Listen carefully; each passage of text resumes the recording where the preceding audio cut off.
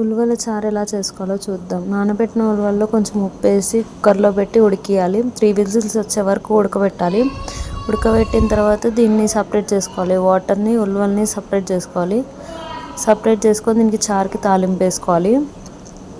ఒక గిన్నెలో ఆయిల్ వేసి, ఆవాలు వేసి, పచ్చిమిర్చి, ఎండుమిర్చి వేసి కలుపుకోవాలి. దీని తర్వాత ఎల్లిపాయలు వేసి మంచిగా కలపాలి.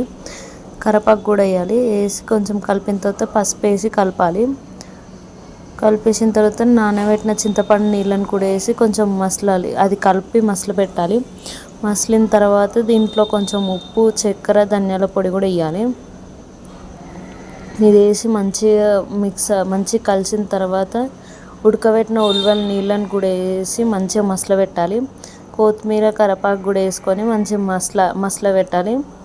కొద్దిసేపు బాగాసేపు మసలపెట్టాలి. మసలపెట్టిన తర్వాత తీసేసుకుంటే అంతే, ఎంతో టేస్టీ అండ్ హెల్తీ ఉలవల చారు రెడీ.